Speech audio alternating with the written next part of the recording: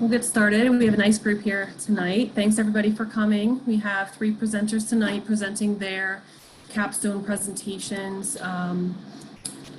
Obviously, not everybody's able to present at the venue that they had originally planned, so we're happy to be able to make this opportunity available to them so that they can stay on track for graduation.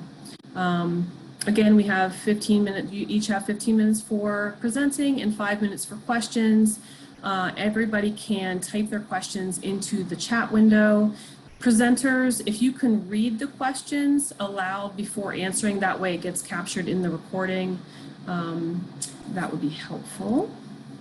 And we will go ahead and get started. Nadia Kyra is first, and she's presenting on modeling copper potential, desktop GIS versus web GIS. So Nadia, whenever you're ready, you can start. Thanks, Beth. Good afternoon, everyone.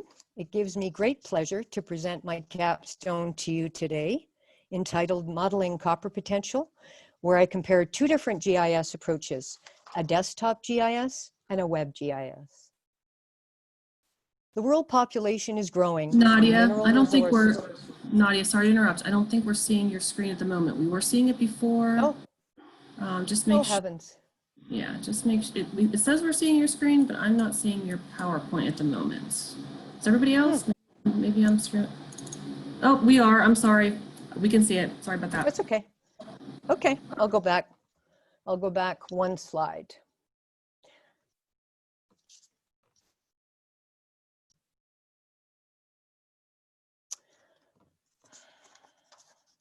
The world needs copper. Mineral resources are non-renewable and are becoming increasingly difficult to find, while populations are still growing. Copper is one of the many resources needed to support, I can't change my slides now, there you go, needed to support the world's increasing demand for energy production, storage, and transport. By 2040, it's estimated that there will be 500 million passenger electric vehicles and 40 million commercial electric vehicles. Copper requirements per vehicle is 359 pounds, with more than 20 billion pounds of copper required to meet future demand. The study area lies within the southwestern North American copper province, covering parts of the US states of Arizona, New Mexico, Texas, and the Mexican states of Sonora and Chihuahua. A porphyry copper conceptual geological model is most prevalent in this area, where subduction-related activities has created melting crust, activated deep-seated faults, allowing porphyry lithologies to make their way to near-surface environments. The western part of the study area has known porphyry copper deposits that are both spatially and genetically related to certain age ranges of rock. The areas in beige on the map on the left are covered areas where rock exposures are limited to non-existent, similar to the photo on the right at the bottom.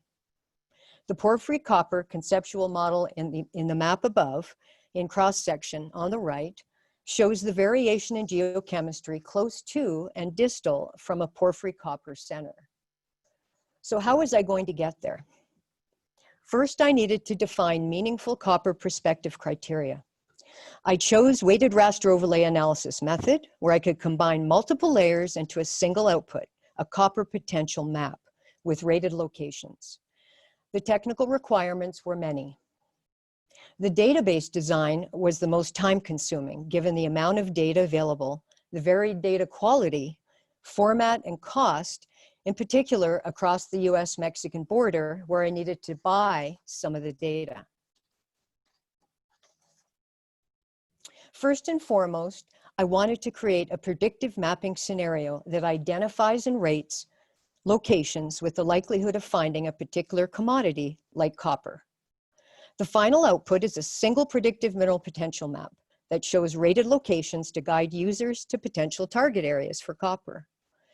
Many communities have do not have the GIS expertise or the funding to run a desktop GIS, but everyone has an internet connection, making the web app a potentially valuable asset.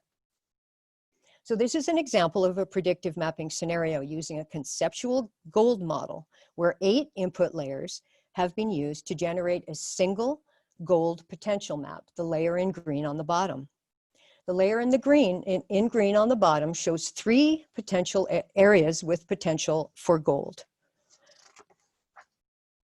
So the theory of weighted raster overlay analysis. All relevant source layers are given a knowledge-driven prospectivity value and then reclassified using the same relative scale, from 9:1, or from 5:1, or 3:1. So that a value of 9 suggests highly prospective areas, and a value of 1 means very low prospectivity. All the source rasters are then given a weight of influence based on deemed importance in each model run, with a higher weight being given to more favored layers. Both the relative scales and the weights of influence can be manipulated in both the desktop GIS and web GIS model approaches. And multiple model runs can be done for each of the approaches. So this is the workflow for the desktop GIS. Basically, compile, build, implement, run analysis, recalibrate, and run again. So basically, I built a file geodatabase that included all my vector, raster, mosaic data sets that could be very easily managed, stored, and analyzed. These could be shared seamlessly between different file geodatabases. The implementation and run of analysis was using the tools inside the desktop GIS. But before I could do that, I needed to make sure all my cell sizes were the same, because cell size or grid cell equates to pixels in GIS. And if you don't, the cell size defines the spatial resolution, therefore the accuracy of the final derived mineral potential map. I used a Python code snippet in ArcGIS Pro that calculates the optimal cell size. I also dealt with no data values. These could easily mask out cell values and other layers with an actual value, changing the accuracy of the final output. And I used a layer of known porphyry copper deposits to actually, as a proxy really, to calibrate the model. So the web GIS was quite a bit more complicated. I had to create a suitability modeling service. I used ArcGIS Pro for the web GIS to prepare the data and deliver this service in a mosaic format. ArcGIS Portal Image Service was hosted by Amazon Web Services, where defined workflows could be configured and very easily shared as a service via a URL. The weighted raster overlay service toolbox needed to be downloaded from GitHub to Pro, and then this toolbox has very important tools: created weighted overlay mosaic that tells you when you're doing it wrong, update weighted raster overlay classification, and weighted raster overlay information. The image service is then shared or published as a web layer via a URL to ArcGIS server and added as an item to ArcGIS Online. And this URL is then shared or added as a layer to my suitability modeler widget in the web app, in Web App Builder. So the actual method has 5 steps. I needed to choose the porphyry copper perspective criteria. That was very time consuming because there's so many. I ended up using the first 5 in red in this image. Because of the required geographic coverage over my 296 square kilometer area, in particular along the east edge, the level of detail and the impact during the various model runs. The lower criteria are threshold stream sediment geochemical elements with meaningful thresholds that I ended up not using because of the lack of geographic coverage. I threw out a lot of data. There were 4 well-defined copper perspective criteria that I had high confidence in as far as data quality, geographic coverage that I used in both the desktop and the GIS. The image on the upper left is the magnetics I extracted from the North American magnetic model. The image on the upper right are permissive tracks by age range extracted from the North American study by the USGS. I also compiled faults. This is the lower left is Euclidean distance to northwest faults, or straight line distance, compiled from North America, a variety of data sets at the North American continent scale to US and Mexican state scales. And I found a very good layer by a third party that I used of uplifted zones, and I've put this is the area here, I've put the porphyry copper mines on this image to show how those uplift zones certainly define known porphyry coppers. So setting and, well, choosing your relative scale and assigning suitability values is one of the more important things to do. In this example, I've shown the Euclidean distance on the left and my prospectivity values. In this case, it's 0 to 32 kilometers from a northwest fault is level 5. And in the magnetics on the lower end, it's a magnetic susceptibility range that I've moved around on various model runs, changed the values until I got what I wanted. So the results, there were expectations and some surprises. This is an example of 4 model runs I did. This is an example of the outputs from the 4 model runs. These are integer output rasters. I'm showing different percentages as far as weights of influence, and I'm showing the various layers that were added. The 2 on the left, I only added 4 layers. The 2 on the right have 5 and 6 layers. Most cells have different suitability values on each suitability layer, but ended up with the same overall suitability value. In dark green is very high prospectivity, and dark red is very low prospectivity. And this is the final output raster I ended up wanting to use for the WebGIS portion of the study. I used equal weights of influence for all 4 source criteria. I used the known porphyry copper deposits that are coincident with favorable areas as a way of calibrating the model. In total, 52.64% of the study rated very high to moderately high for the likelihood of finding copper in a porphyry copper setting. And this is the output in the WebGIS, I call it the desktop mirror. It's using the final web app, the suitability modeler widget that I'll show you in a minute. This model mirrored the configuration using the same input criteria, same weights of influence, and the same relative scale for each of the categories. After the model run, it was exported and processed in ArcGIS Online, where it appears as an imagery layer web application. Total of 47.53% of the study area rated high, very high to moderately high for the likelihood of finding copper.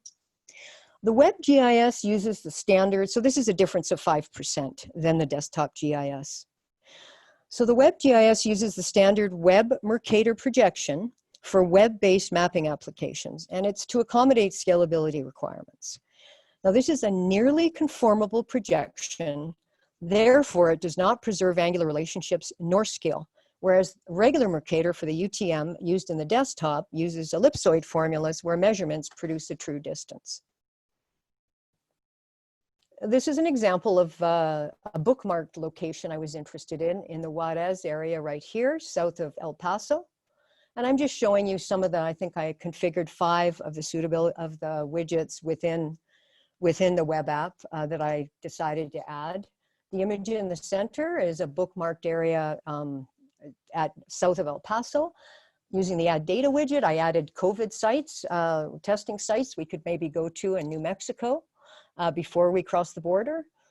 I'm also showing the rough square kilometers of the target area here, 109.6 square kilometers.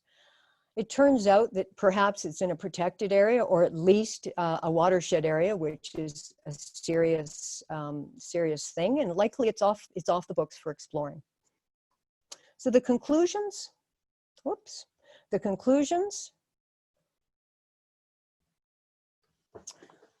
Oh dear, sorry people, there you go. The conclusions are both methods produced GIS decisions to guide explorationists to find copper. However, with teams in different offices around the world, the web GIS had the advantage of being mobile, powerful, flexible, and shareable through the internet. The web GIS can be used by dozens of users on a team, although it requires higher performance and scalability than a desktop. The desktop is user-centered, runs on a personal laptop, and can't be remotely accessed on a server by a team member. A server-based web GIS may be cheaper in distributing geospatial data. However, performance issues are still challenging from server to user. I experienced them myself. I'm on a satellite system here. Not everyone has time or the money to do a desktop study, but everyone has an internet connection. So what's next? So I just showed you a mostly knowledge-driven modeling approach, and I'm very interested now in a data-driven modeling approach where I would do it in more of a brownfield setting, we call it, where there's lots of known mines and you dig in a bit deeper. I might use, you know, basically dig into the statistical modeling end of things. I'm interested in the likelihood ratio analysis where you actually get a ratio of probability that results are correct. And I'm interested in this artificial neural networks like everyone, where you can actually build a machine learning model and maybe I can train it to find copper better. And there's a couple other methods I could use, but ultimately I want to remove the subjectivity of expert judgment in knowledge-driven approach. I would like to thank Ryan Baxter. And are there any questions? Great job, Nadia. Sorry for interrupting you at the beginning there. Oh, that's okay. Does anybody have any questions? And just a reminder, you can go ahead and type those in the chat. And Nadia, if you could read the questions before answering them, that would be great. Okay, now this is going to be interesting. So there's that part.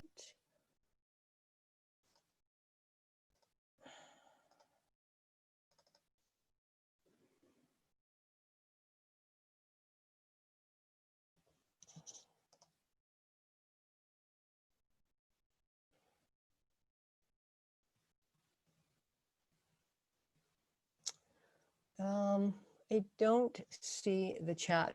I'm very sorry. Let's see. It's okay. Maybe stop sharing and then you'll be able to see it. Yeah. Oh, bingo. Got her. Awesome.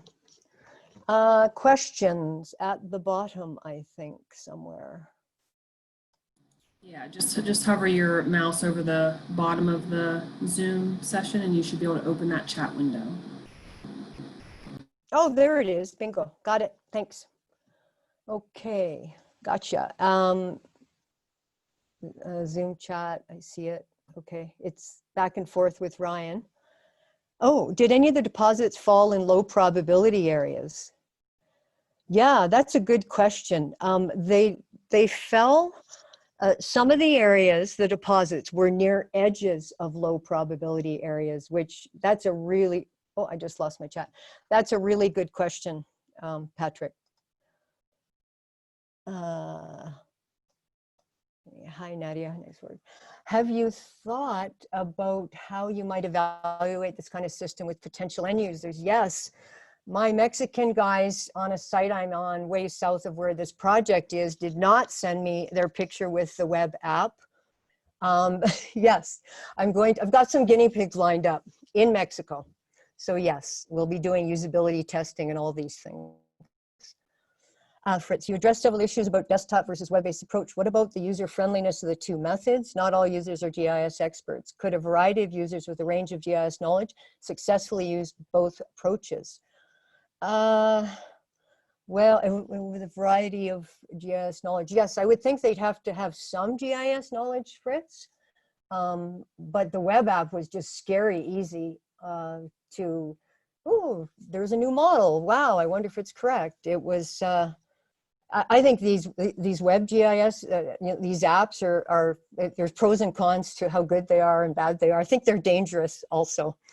And then one last one. Thanks, Nadia. Nice presentation. Any other questions?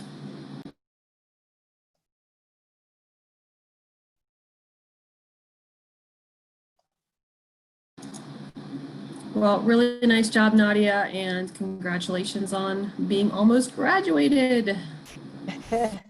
Thank you. I'll mute. Okay, so next is David Kane. He's going to talk about asset management of the Pinon gas field using imagery data. And David, you can start whenever you're ready.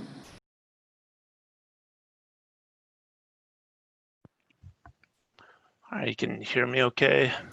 Yep, we can hear you. All right, well, David Kane, and my 596 presentation is titled Asset Management of the Pinon Gas Field Using Imagery Data.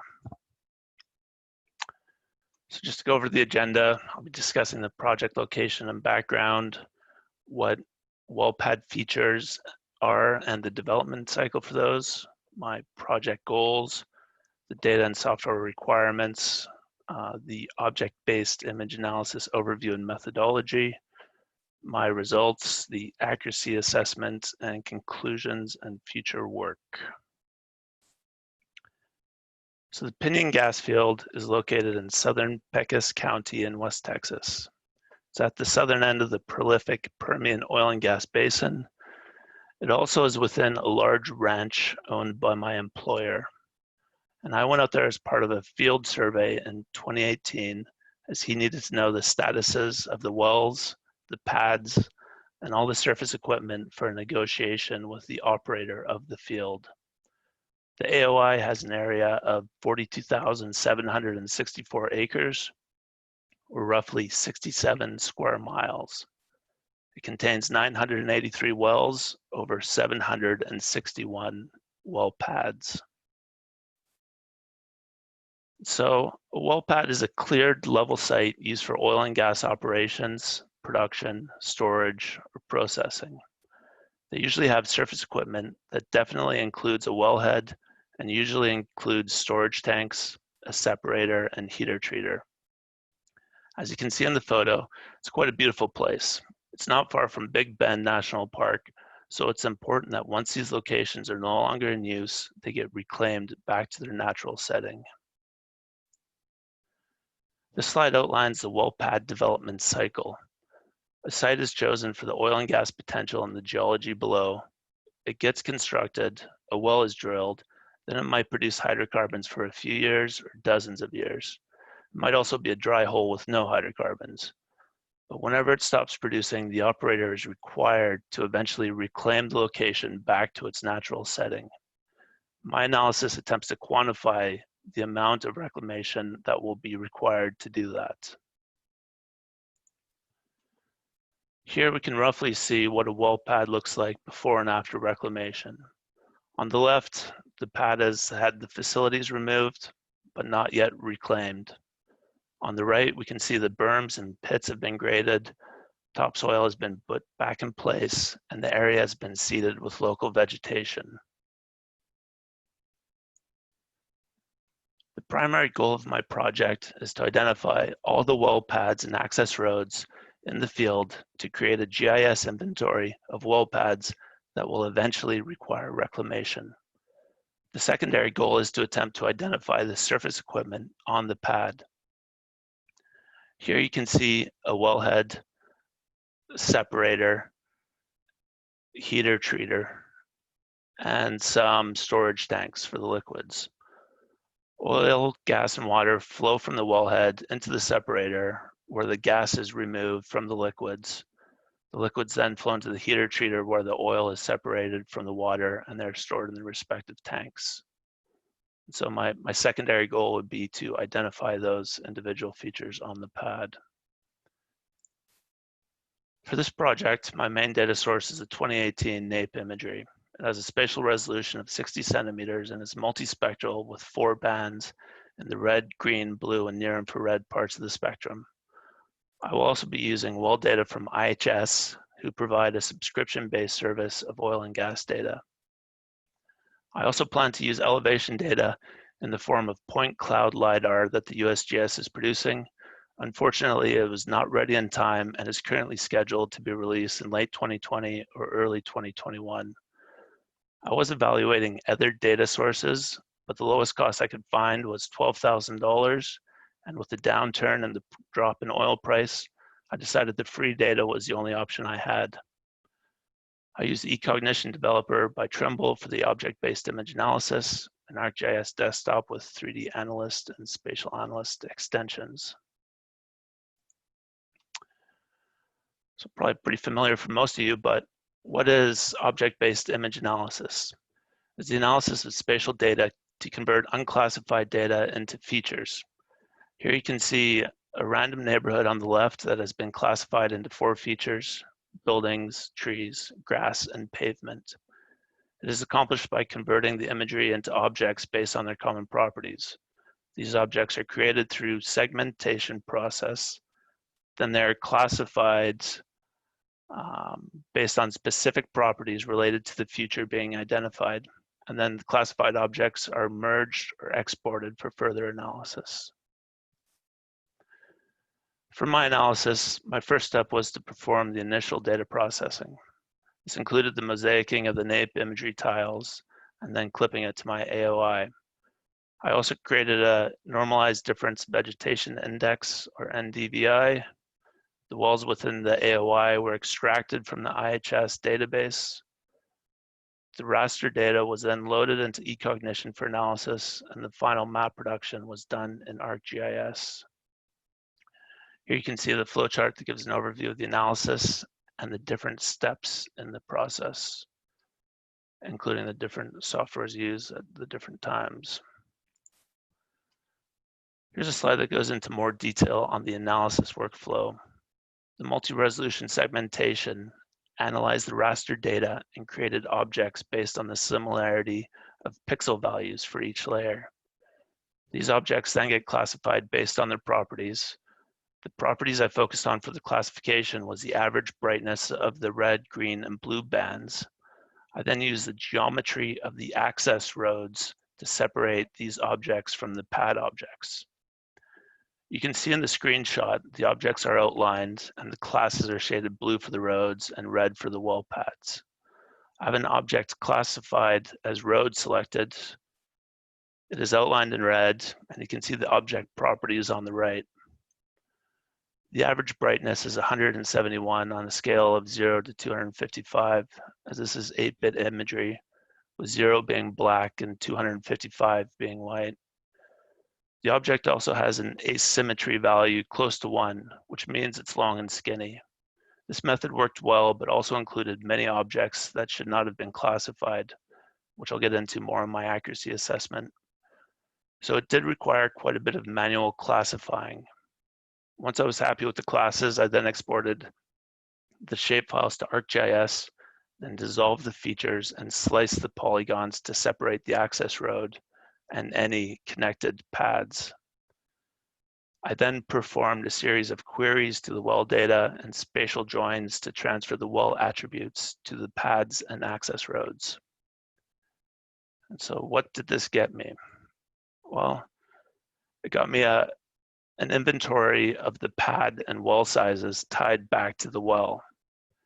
Here you can see a few wells in the table with their feature sizes. The graph shows a count of the well pads sorted by the status of the well. There are 708 active well pads and 53 inactive well pads, and they're sorted or displayed by the well status. So you can see we got majority is gas wells with a handful of oil wells, and for the inactive wells, they're mostly abandoned with a few suspended or temporarily abandoned. Here you can see a distribution of the well pad sizes categorized by active gas, active oil, and inactive. The oil well pads are the smallest average size, while the inactive well pads are the largest. The sample size of the active gas well pads is the largest and has a normal size distribution with the average size of around 2.25 acres.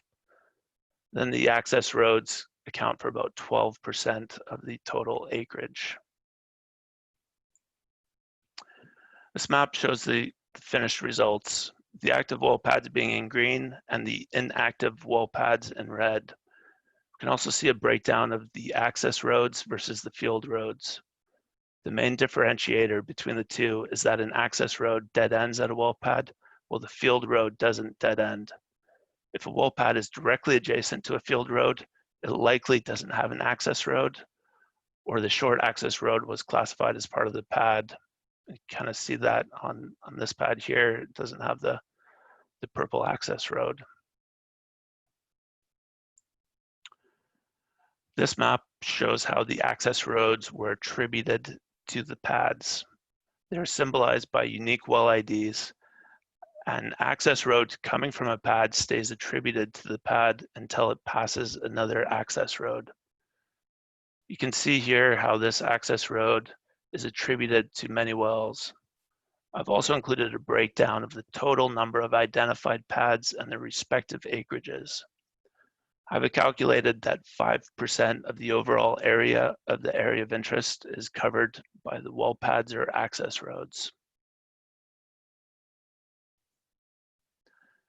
Here's another view of 3 well pads and their associated acreages.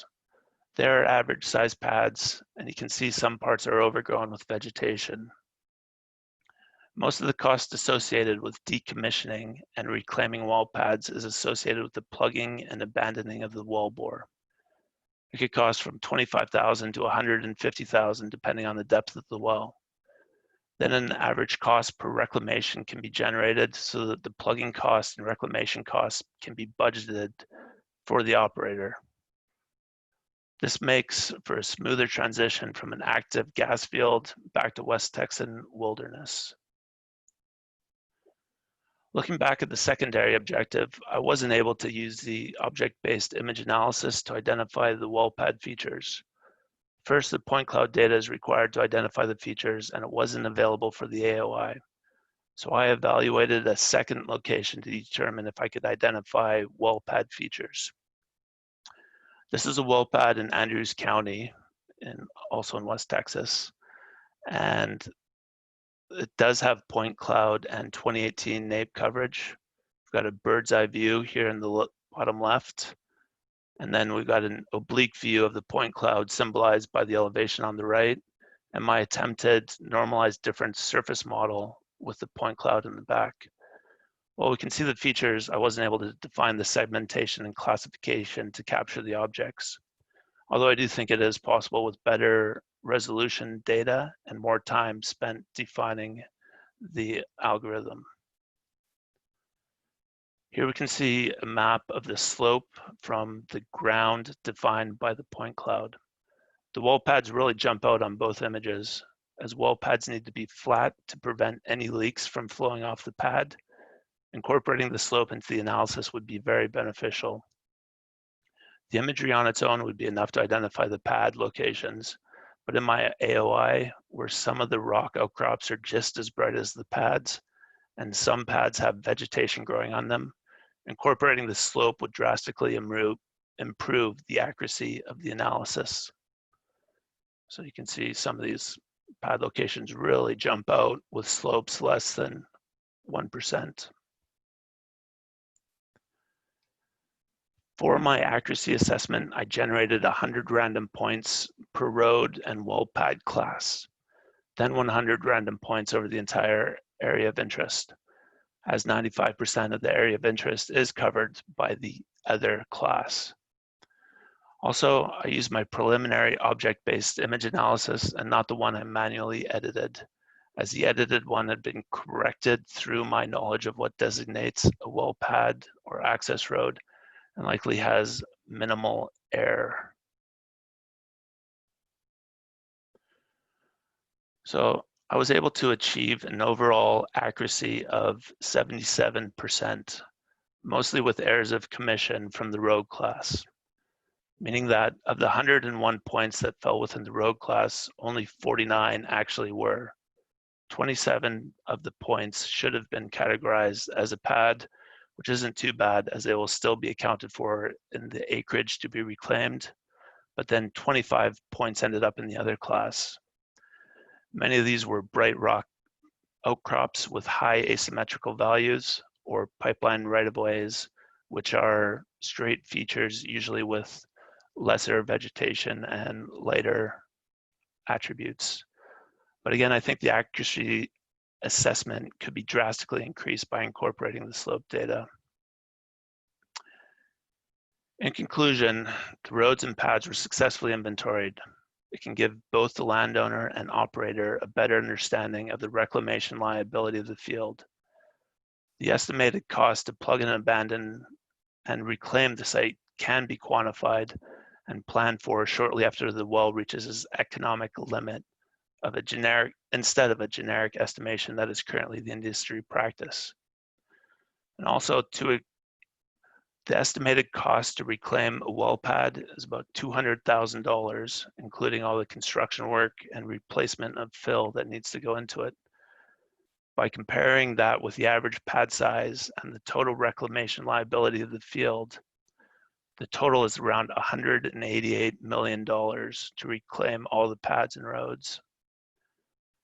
Looking at potential future work, the analysis can be repeated for the AOI with slope data incorporated, hopefully eliminating the need for manual classification. Then by repeating the analysis, it could be shifted into a change detection. The analysis is also repeatable in different areas, up the road in the Permian Valley or Permian Basin or on the other side of the world. Then with the right data, the wall pad features could be identified as well. So here I just go through the references that I used for the analysis and research. I do want to give a big thank you to Patrick Kennelly for all his help and guidance throughout this process. I open it up to any questions you might have. Great job, David. It looks like your questions are already coming in. So if you can make sure you see that chat window and then read the question. Yeah. So were these results shared with the operator? If so, did they challenge the cost assessment? No, these were not shared with the operator. They're done in support of my employer, who's currently negotiating with the operator as to trying to hold their feet to the fire and force them to reclaim the property or compensate them if they do not choose to reclaim it. And then Jim said you need to do manual editing of the objects due to lack of elevation data. Can you explain why a bit more?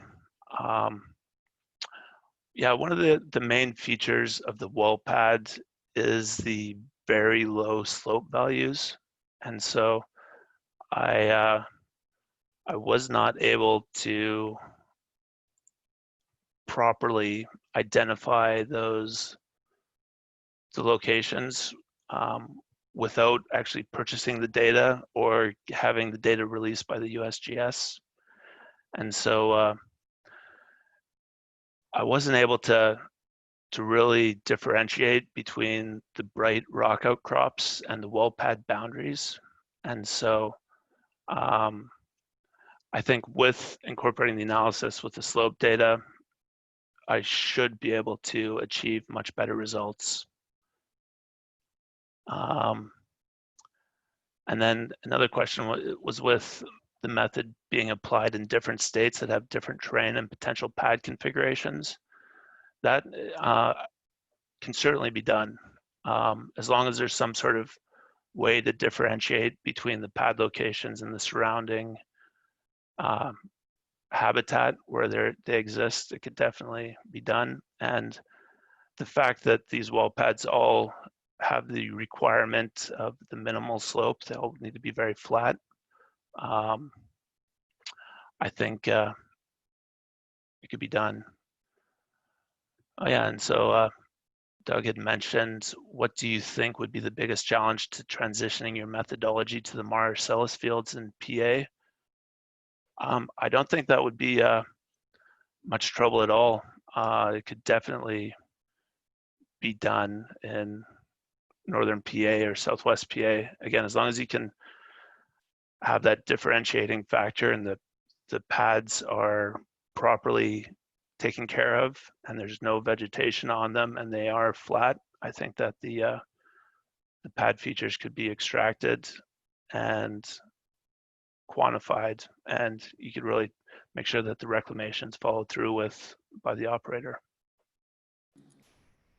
It looks like there might be one from Fritz above Doug's.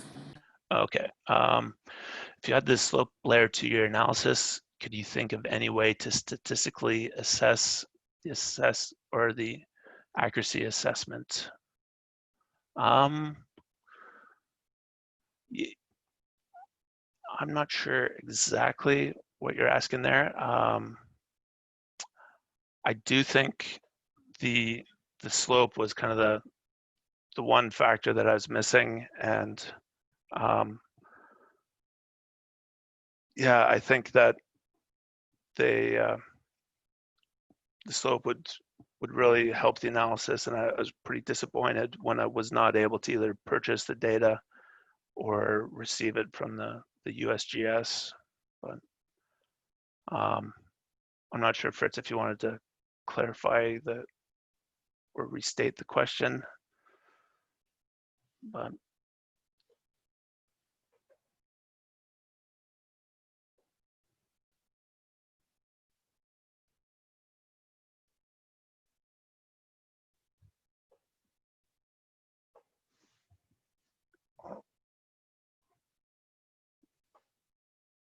if there's nothing else, we can. Yeah, Fritz said he'll follow up with you. Okay. Okay, again, great job, David, and also congratulations to you on being so close to graduating. Okay, so our final presentation is Jeanne Nabre, and she is presenting on the positional accuracy assessment of DJI Phantom 4 Pro on non-vegetated surface. And whenever you're ready, John, you can take it away. Good evening, everyone. My name is Jeanne Nabre, and I'm here to present my capstone project. My advisor for this project is Karen Schuckman. I have a bunch of slides to go through, so let's dive in.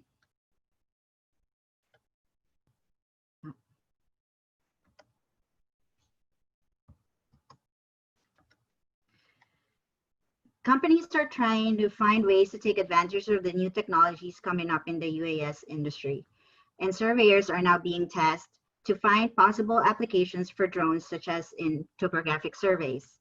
Professional land surveyors are regulated by law to produce products that meet minimum standards of accuracy. It is the goal of this project to use the ASPRS positional accuracy standards for digital geospatial data to define a method by which to assess the accuracy of Phantom 4 Pro acquired data and products, and to compare them to the minimum standards of practice in Maryland. The ASPRS positional accuracy standards of digital geospatial data came out in November 2014.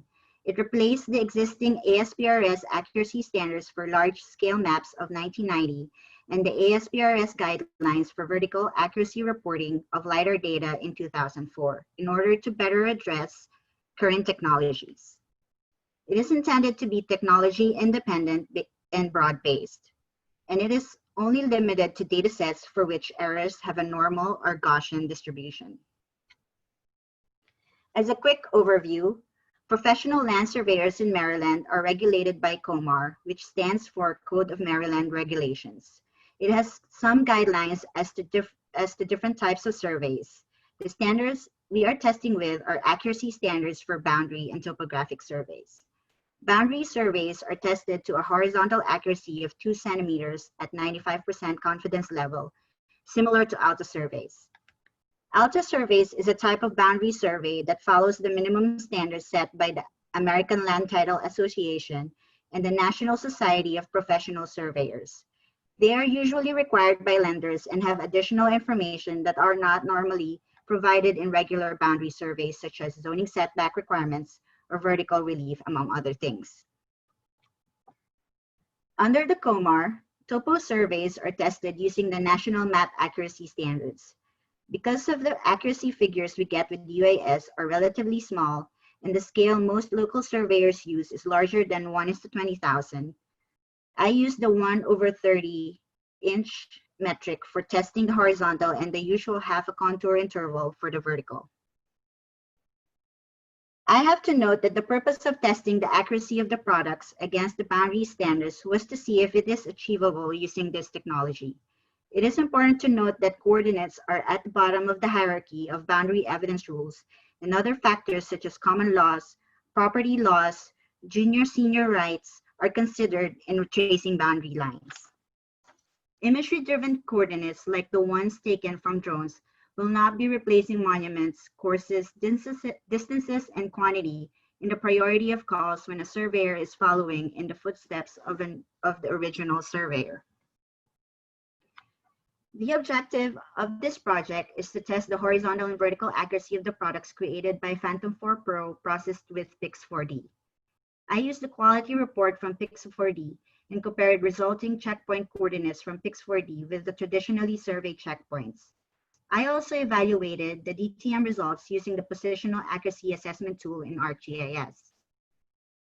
We set 4 ground control points using 2 GPS points established using the SmartNet RTK network and tying the other 2 ground control points with a traditional level and traverse loop adjusted using these squares. From the ground control points, we shot 64 checkpoints on paint stripe corners in the parking lot. The project area we chose is an abandoned parking lot in Owings Mills, Maryland. We had to make sure that the site is outside the flight restricted airspace, which is abundant in the DC, Maryland, Virginia area. We flew the site twice, once in a 100-foot above ground level, or AGL for short, and another with 200-foot AGL. For the 100 AGL flight, I was able to use 59 of the checkpoints, and for the 200 AGL flight, I was able to use 60 checkpoints. This slide shows an air map of the project area. AirMap is a web app where you can plan drone flights whether you're flying as a recreational flyer under FAA Part 107 or with FAA Section 333 exemption. This shows areas to avoid using the AirMap recommended guidelines and under FAA Part 107. The guidelines recommend avoiding hospitals, power plants, prisons, schools, and flying cautiously within 2 miles of any heliport or within 5 miles of any airport. We started the field work with establishing the ground control points in the area, using 2 GPS points and 2 other points tied by traditional traverse and a level loop method. They were later on adjusted in the office using least square adjustment. We then located corners of 64 parking stalls paint stripes. I took pictures of each one so I can determine later which corner was located as I was processing the checkpoints in Pix4D. The following slides, I will show a few snapshots of the checkpoints that we took in the field, but I did not end up using the Pix4D analysis. Checkpoint 1054 was a shot taken in the field, but it does not correspond to an existing paint line. Most of the shots I excluded were visible in the field, but were obstructed by mostly tire marks on the photos. And lastly, there were a couple where the line looked too faded or the corners were indiscernible on all the photos. This is the general methodology of how I got the numbers in the following slides. Since we shot the survey in feet, I had to convert the RMSE in centimeters. I had to convert to centimeters because of all the tables and formulas from the ASPRS standards were in centimeters. I then computed RMSE radial and then the horizontal and vertical accuracy at the 95% confidence level. Now we'll look at the Pix4D quality results. The horizontal accuracy class for the 100 AGL flight is 1.25 centimeters, which is equivalent to 1:50 accuracy class 1 in the old standards. 1.25 centimeters is more than 1 pixel for the ortho image, so it is recommended for standard mapping and GIS work. The horizontal accuracy class for 200 AGL flight is 2.5 centimeters, which is equivalent to 1:100 accuracy class 1 in the old standards. 2.5 centimeters is more than 1 pixel for the resulting ortho image, so it is recommended for standard mapping and GIS work as well. The RMSEZ and the non-vegetated vertical accuracy at the 95% confidence level for the 100 AGL flight meets 15 centimeters ASPRS vertical accuracy class, which is equivalent to 45 centimeter contour interval in class 1 or 22.5 centimeter contour interval in class 2. For a 45 centimeter contour interval, the required spot height accuracy is 7.5 centimeters, which I got by dividing 45 by 6. The RMSEZ of 15 centimeters would only support class 2 accuracy spot elevations for this contour interval. For the 200-foot AGL flight, we get a better vertical accuracy class at 10 centimeters, which is equivalent to 30 contour interval for class 1 or 15 centimeter contour interval in class 2. And the same as the 100 AGL flight, it can only support class 2 accuracy spot elevations for this contour interval. Evaluating the 100 AGL flight using the COMAR or National Map Accuracy Standards It meets the criteria of a map scale of 1:32 and a contour interval of 1.6 feet or 49.3 centimeters. The 200 AGL flight meets 1:63 map scale and a contour interval of 1 foot. Both do not meet boundary survey requirements based on horizontal accuracy at 95% confidence level, which were greater than 0.07 feet for both.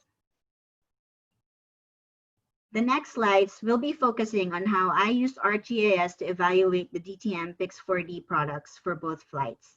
To visualize the DTM results of the flights, I interpolated the field surveyed checkpoints using 3 different interpolation methods while matching the cell sizes of both DTM products.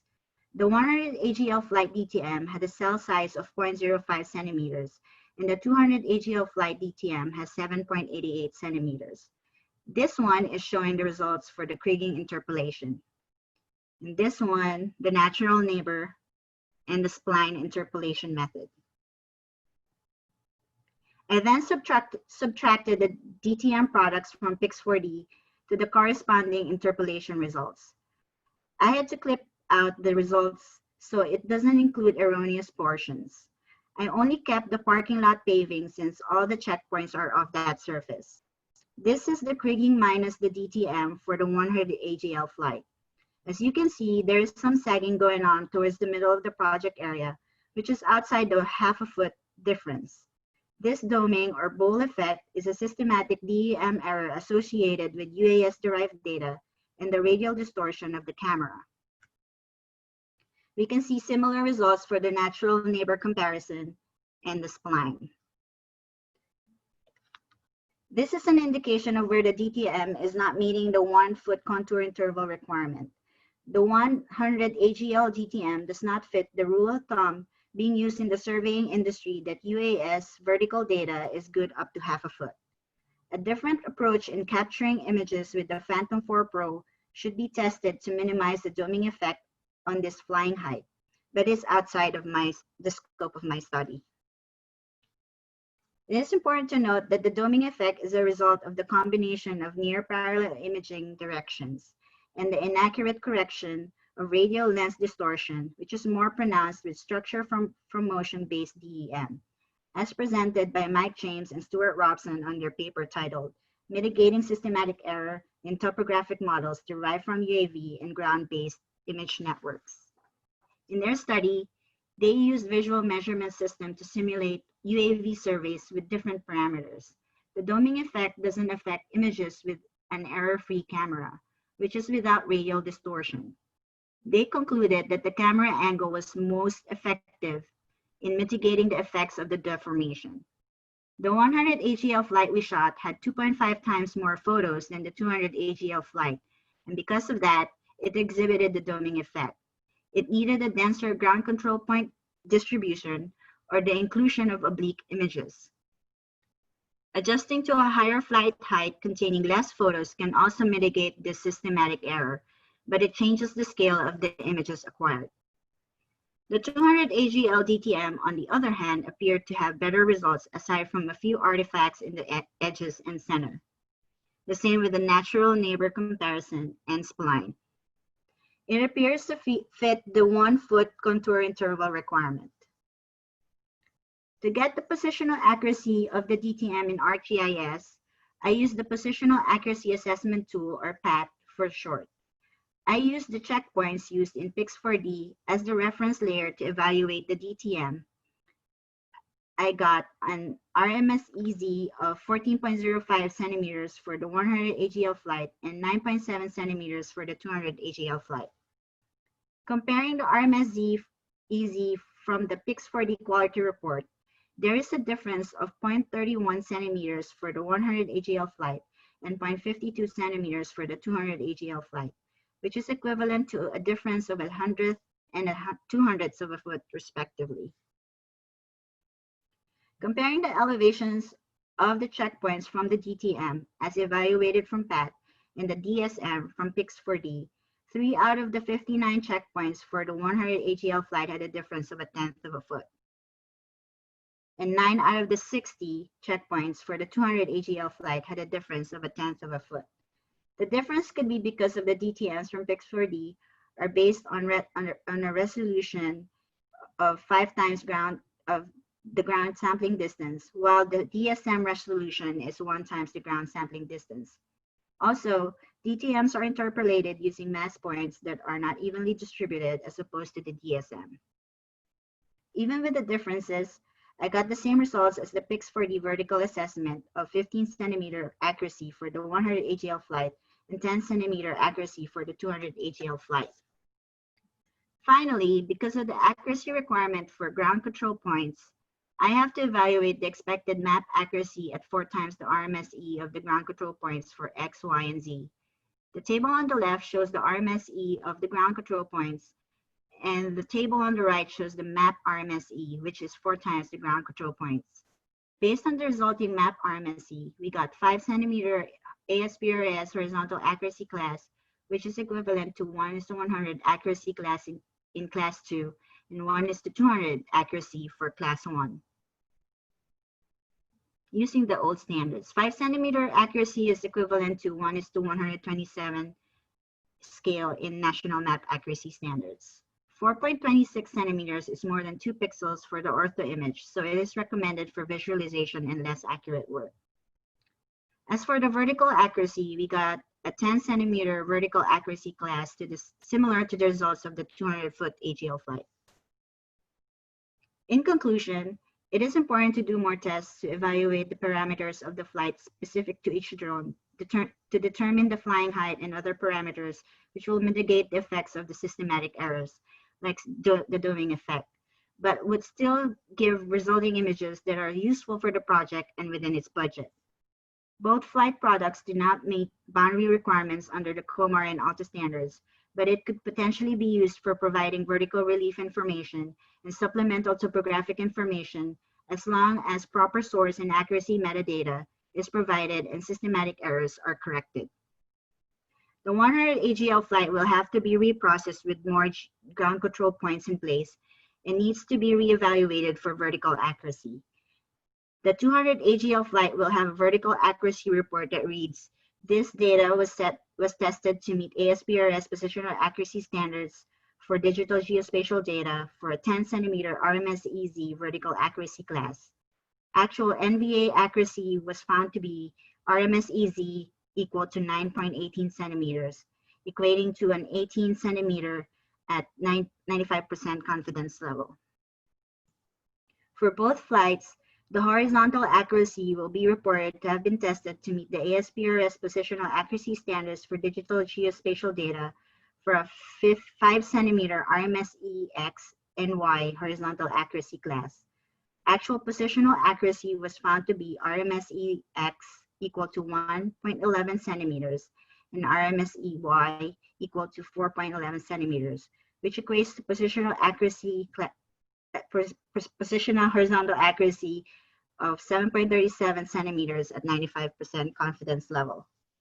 Because of the ground control points limitation, both flight products are recommended to be used for visualization and less accurate work, even if the resulting RMSE from the Pix4D quality report shows better results. This recommendation is based on current ASPRS standards. This accuracy rule of thumb based on pixel size is, however, being currently reevaluated at ASPRS and may change in the future. This is the end of my presentation, and thank you to Karen for all her help and for you guys for your time and for listening. Nice job, Jean. And does anybody have any questions?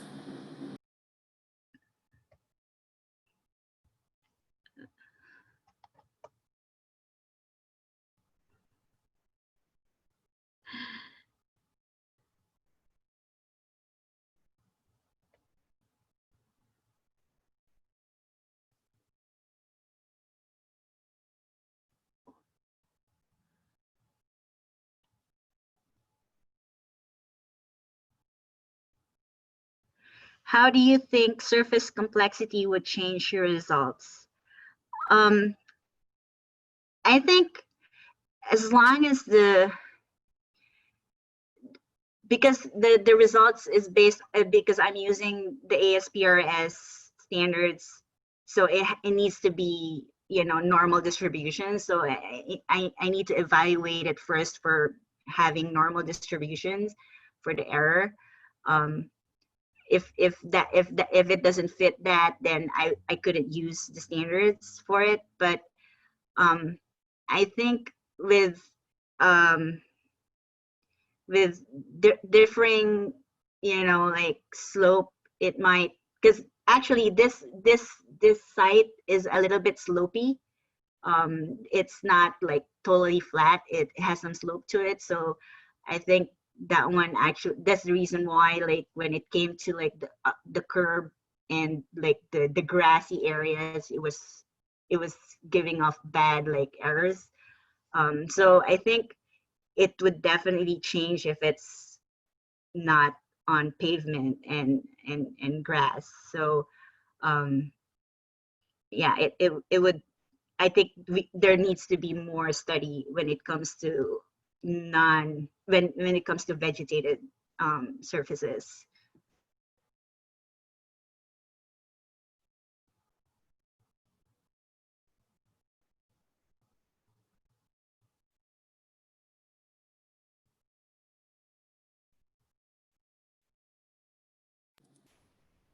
There's one there from Doug, John. Is there one? Actually, he sent it to me privately by accident. He said, have you thought of potential imaging approaches to avoid the doming problem?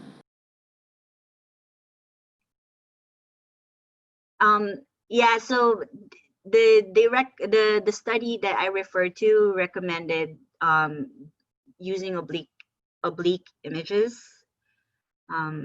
So I think that including oblique images in all flights would definitely help with the doming effect, and also finding the, you know, the optimum flying height depending on the scale that you wanted to get for the project.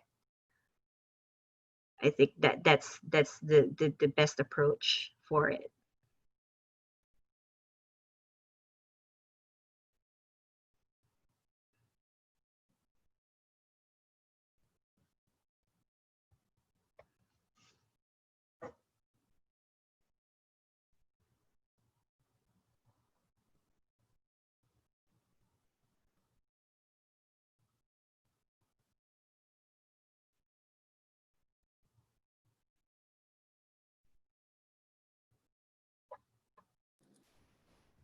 Well, if no other questions come in, John, great job. And also congratulations to you to being Thank you. almost graduating. Yeah, absolutely. And thanks again to everybody for being here this evening. We have another 3 presentations tomorrow that start at 12 p.m. Eastern.